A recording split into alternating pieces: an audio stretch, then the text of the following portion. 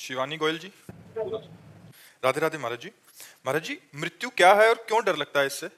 मृत्यु एक भ्रम है, सत्य वस्तु नहीं है। अब हम आपको बताते हैं कैसे भ्रम है। पंचभूतों से रचित ये शरीर है। जब इसका अंतिम संस्कार होता है तो अग्नि तत्व अग्नि में मिल गया, जल तत्व जल में, वायु तत्व वायु में, पृथ्वी तत्व पृथ्वी में, आकाश तत्व आकाश में। 5 तत्वों से रचित शरीर है। वो अपने अपने तत्वों में मिल जाते हैं। इसमें मरा कौन? मरा नहीं ना, शरीर में मरा नहीं ना। और आत्मा अविनाशी चैतन्य घन है, उसको कोई मार सकता नहीं। नैनम छिन्दन्ति शस्त्राणि नैनम दहति पावका न चैनम क्लेदयन्त्यापो न शोष्यति मारुता। अग्नेयास्त्र, वारुणास्त्र, वायवास्त्र, इनके द्वारा आत्मा का कहीं बाल बाका नहीं हो सकता। आत्मा अच्छेद्य है, अक्लेद्य है, अशोष्य है, अदाय है। तो मरा कौन? शरीर पंचभूत में मिल गए, आत्म तत्व अंतर ध्यान हो गया, मरा कोई नहीं। अब हम मरे। अब इसकी मरे की व्याख्या करते हैं। हमने इस शरीर को अपना मान लिया, मैं स्त्री मैं पुरुष, और इसमें नियत समय तक रहना है, 50 वर्ष 70 वर्ष 80 वर्ष 100 वर्ष। इसके बाद हट जाना है इस शरीर से। इस शरीर से हट जाना मरण कहा जाता है, और दूसरे शरीर को प्राप्त करना जन्म कहा जाता है। लेकिन जन्म मरण का अस्तित्व नहीं है, भ्रम है। न मृत्यु है न जन्म है। और जब आप जन्म स्वीकार करते हैं तो मृत्यु भी स्वीकार करनी पड़ेगी। और जब न जन्म है न मृत्यु है, एक भ्रम चल रहा है, इसी भ्रम को मिटा दो। जासु कृपा सब भ्रम मिट जाई, गिरजा सोई कृपालु रघुराई।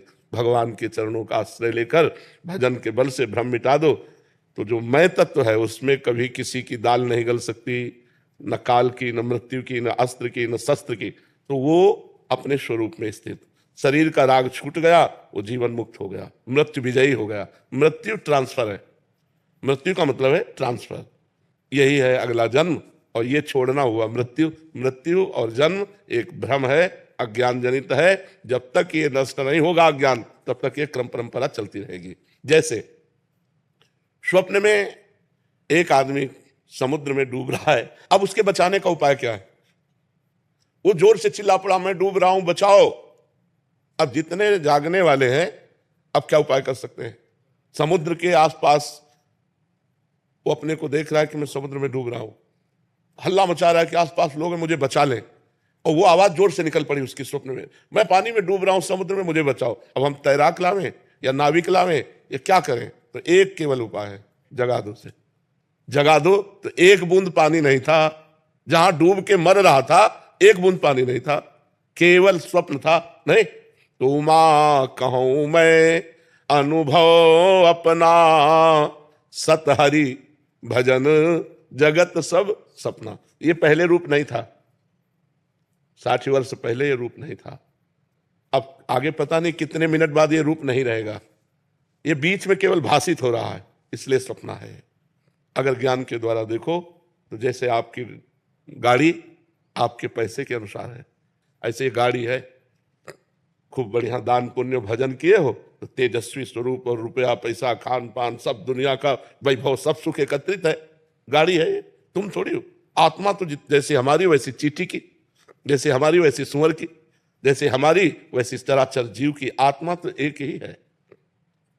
अनेक शरीर दिखाई दे रहे हैं। जैसे सूर्य एक है और घड़े करोड़ों रखे हो तो करोड़ सूर्य भासते हैं, है नहीं? सूर्य तो एक है। ऐसे ही परमात्मा जिसे आत्मा कहते हैं वो एक है, ये करोड़ों घड़े हैं।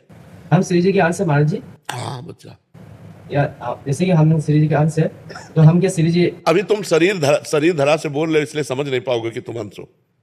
तुम बात जो कर रहे हो वो सुनी हुई बात कर रहे हो, और शरीर धरा से बात कर रहे हो। अभी बात कर रहे हो ना शरीर धरा से, अभी तुम भगवत अंश में स्थित थोड़ी होकर बात कर रहे हो। पहले भजन करो, भगवत अंश का अनुभव करो कि मैं हूं, तब आगे की बात समझ में आ जाएगी। नहीं तो चाहे जितना ज्ञान बघारो, सुन के यहां से निकल जाएगा, कुछ पल्ले नहीं पड़ेगा। नाम जप करो, खूब माता पिता के चरण छुओ, बड़े बुजुर्गों की सेवा करो, खूब पढ़ाई करो, अच्छे से धन कमा करके परिवार की सेवा करो, बुद्धि शुद्ध हो जाएगी, आगे की बात समझ में आ जाएगी। बाप पंडित होता है तो बेटा भी पंडित ही होता है। तो ईश्वर अंश जीव अविनाशी, चेता नमल सहज सुख राशि। पर अपने को भूल चुके हो बच्चा। जब तक जानोगे नहीं, और वो जानना बिना साधना के नहीं हो सकता। ये कोई बातों से थोड़ी जाना जा सकता है, उसके लिए साधना करनी पड़ेगी।